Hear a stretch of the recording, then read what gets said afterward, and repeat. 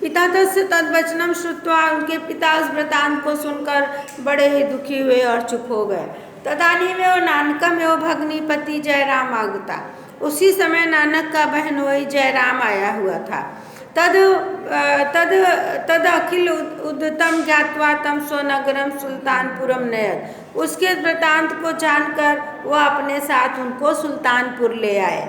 तत्रत शासक नवाब दौलत खां युवक नानकस्य व्यवहार कौशलेन शीलेन मधुरया वाचा संतुष्ट संते स्वान्य भंडारे नियुक्तवान। वहाँ पर सुल्तानपुर में शासक था नवाब दौलत खान। युवक नानक के व्यवहार कौशल, शील स्वभाव, मधुर वचन से संतुष्ट होकर उन्होंने अपने भंडारा गृह में उनको रख दिया, भंडार गृह में नियुक्त कर दिया।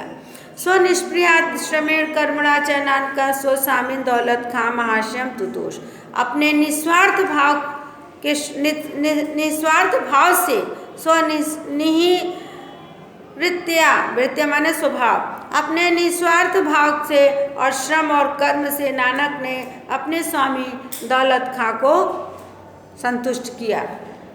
नानका तेन समादृत हो जाता है, नानक का सभी जगह बहुत आदर होता था। समादृतो माने आदर। तदृशो सहाने बहुभी दोष दिक्षु राजपुरुषै कर्णे जपय बोधितो अपि दौलत खां महाशय नानकेन दोषम ना पश्यत। लेकिन जिसका बहुत ज़्यादा नाम होने लगता है तो लोग, आसपास के लोग उससे जलने लगते हैं। तो कह रहा तद असहमानम बहुभी दोष भिक्षुकी, जो बहुत से अन्य लोग थे उनके इस आदर को सहन न कर पाए।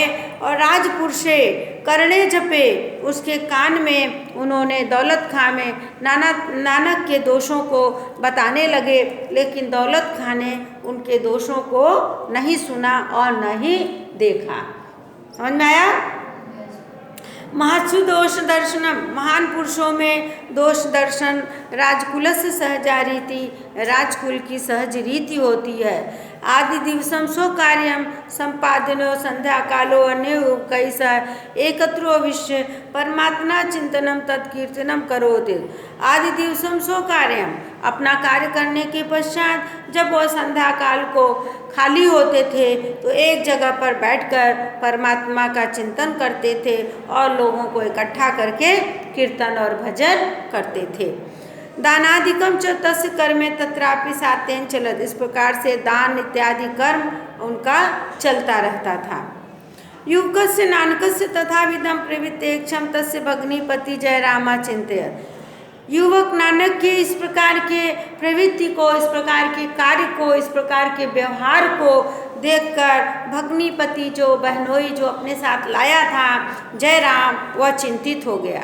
सन विवाह बंधनेन तस्य ताम प्रवृत्ति नियुक्तमेश, और उसने सोचा कि जब इसे विवाह बंधन में बांध दिया जाएगा तो शायद यह इसकी प्रवृत्ति जो है वह बदल जाएगी, इसका व्यवहार बदल जाएगा।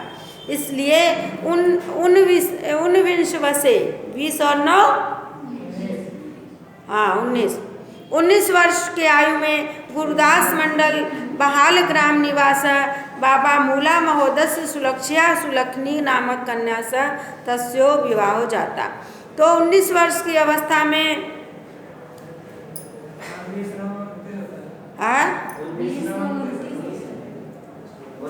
19 होगा, नहीं 19 होगा। 19 वर्ष में गुरदासपुर के मंडल में बहाला ग्राम के निवासी बाबा मूला महोदय की सुलक्षिया मतलब गुणवती कन्या जिसका नाम था क्या, सुलक्षणी, के साथ इनका विवाह हो गया। आगे चले, समझ में आया इतना? हाँ,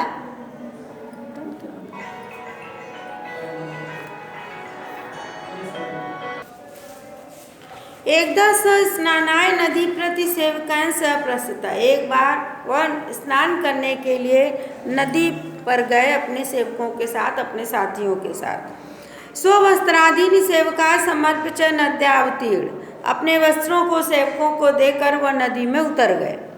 बहुकाले व्यतीते स न निष्क्रांत तत्सेवका तम नद्याम निमग्न अनुमाय, बहुत समय तक उसमें डूबे रहे और निकले नहीं। तब सेवकों ने सोचा कि यह नदी में डूब गए हैं और गृहम प्रति निर्वित और घर लौटकर वृद्धामित सर्वान श्राव्यत वह उस वृत्तांत को घर पर आकर बताया। सर्वे विस्मिता तदिरहता तमता परम व गतिरिति चिंततो सर्वता स्तब्धा जाता। सभी लोग बहुत ही चिंतित हुए और उनके विरह से दुखी होकर वह लोग स्तब्ध रह गए, यानी चुप रह गए। तस्य भगनी नानकी तू न विश्वासमिति, लेकिन उनकी जो बहन थी नानकी, उसको यह विश्वास नहीं हो रहा था कि मेरा भाई जो है वह नदी में डूब गया है। संसार सागर से उद्धर्तुं जगति यस्य जनि कथं वा नदी जले निमग्नो अभवत् तस्या दृढ़ो विश्वास आसीत्। संसार सागर का उद्धार करने के लिए जिसका जन्म हुआ है वह भला नदी में कैसे डूब सकता है, ऐसा उसका विश्वास था। संसार का उद्धार करने के लिए जिस व्यक्ति का जन्म हुआ है, जनि माने जन्म, जिसका जन्म हुआ है, कथम वा नदी जले, वह कैसे नदी के जल में निमग्न माने डूब सकता है, ऐसा उसका दृढ़ विश्वास था। धीरत्रांतर नानक प्रकटियो बभूत। लो भैया, 3 दिन बाद नानक प्रकट हो गए। 3 दिन बाद नानक प्रकट हो गए। परम आह्लादिता जना ज्योतिषा दे दीप्य माना तस्य मुखमंडलम दर्शम विस्मया भून। परम आह्लादिता अत्यधिक प्रसन्न लोग हुए और ज्योति और कांतिमान उनका मंडल देखकर, मुखमंडल देखकर लोग बहुत ही आश्चर्य हुए। जब उनको लोगों ने देखा तो बहुत प्रसन्न हुए, लेकिन ज्योतिषा दे दीप्यमान, ज्योतिषा माने ज्योति, दे दीप्यमान माने कांतिमान, यानी उनके मुखमंडल पर जो ज्योति थी वह देखकर लोग आश्चर्यचकित हो गए। मनसो बुद्धेर गोचरम किंचित दिव्यतम तस्मिन प्रतिष्ठामित सर्वे अनुभवत। इनके मन में और बुद्धि में कुछ दिव्य तत्व है, ऐसा लोगों ने अनुभव किया। मतलब इनके अंदर कुछ ऐसा तत्व हो गया है, तत्व निर्मित हो गया है, जिसके कारण इनका जो मुखमंडल है इतना दीप्यमान हो रहा है, ऐसा लोगों ने अनुभव किया। तस्य मुखादेव दिन त्रयासु उपस्थित रहसम जनाश्रुआ। 3 दिन जो गायब थे, पानी में थे, उसका उन्होंने वर्णन अपने मुख से लोगों को सुनाया। क्या बताया कि नदे जले निमग्नतम परमात्मो दूता परमात्मना समीपयन। नदी जल में जब मैं डूब गया तो परमात्मा के दूत मुझे परमात्मा के पास ले गए। जगता विधाता तस्मै अमृतो उपदेशात् प्रदात। जगत के विधाता ने मुझे अमृत उपदेश दिया और दुख दैन्य तप्ता नाम क्लेशान अपहर्तुम सदुपेशन परमात्मत्वम सत्वस्वरूपम च व्याख्यातुम जगति पुनः तस्यादेशात् आगता इत्येनोक्तम। क्या लोगों से बताया कि परमात्मा के दूत मुझे परमात्मा के पास ले गए और जगत विधाता ने अपने उपदेश देकर दुख और दीनता क्लेश को दूर करने के लिए और उपदेश देने के लिए, परमात्मा ने अपने स्वरूप की व्याख्या करने के लिए, परमात्मा के आदेश के अनुसार मैं फिर पुनः यहाँ आया हूँ, ऐसा उन्होंने बताया। भक्त नानक का गुरु जाता। इस प्रकार से भक्त नानक सबके गुरु हो गए। लोक रक्षाये दीना नाम उद्धराय मानव जाति सुजातान वर्ण जाति धर्म रूपान भेदान अपने तुम सर्वे सुसाम्यम प्रतिष्ठाय तुम त्रिविध तप्तम लोक अमृतोदेशम शीतलय तुम गुरु नानक भारत भ्रमणाय मतिम चका।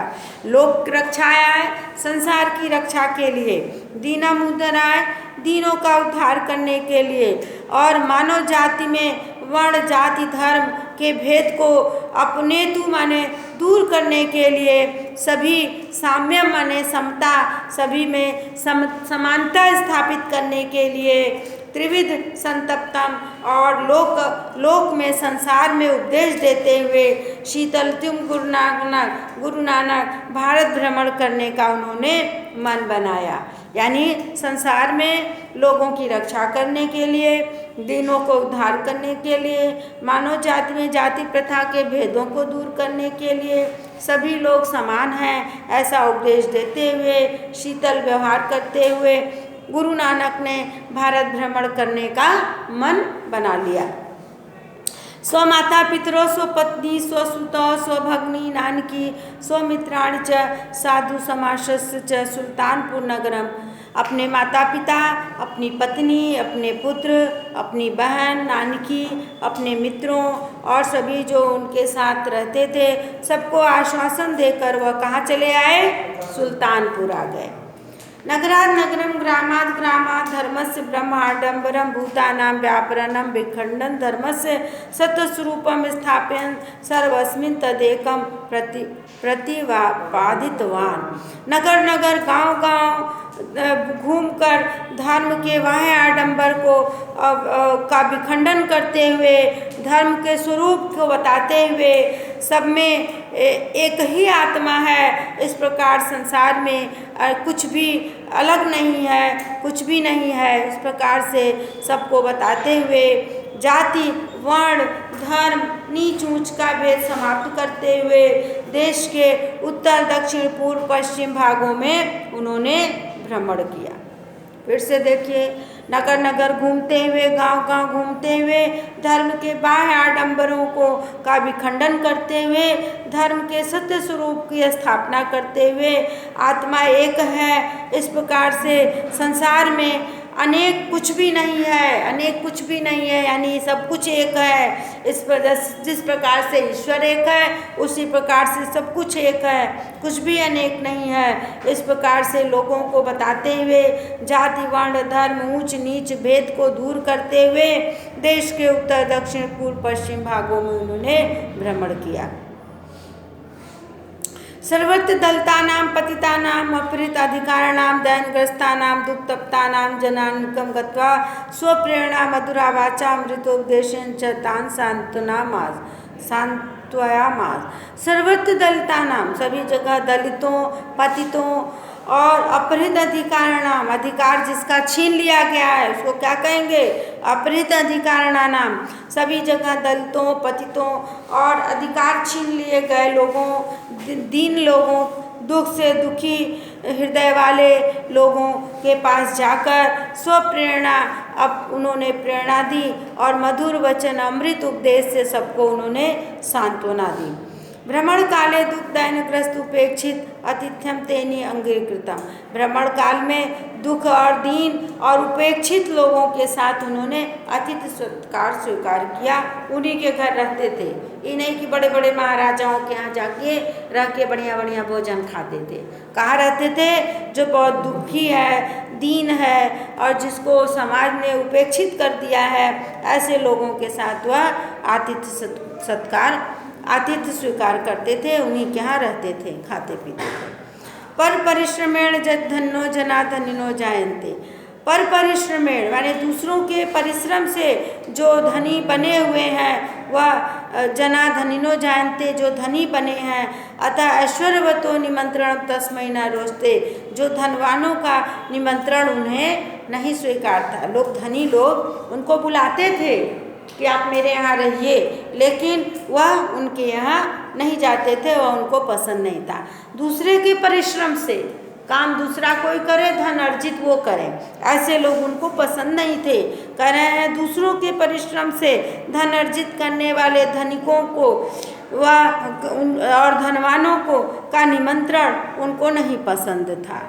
स्वश्रमेणोपार्जिता वित्ते विद्यमाना पवित्रता परिश्रमेण अर्जिता कुत्री श्रमं प्रति प्रशस्त भावा तेनोदता।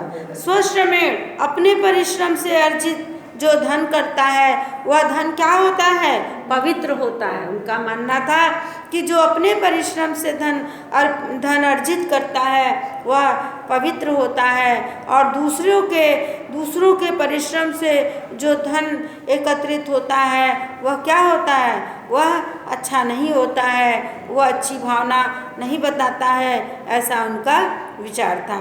यानी खुद परिश्रम करो और धन कमाओ, दूसरे के परिश्रम से धन कमाना उनको शोभा नहीं देता था। आज रहने दें।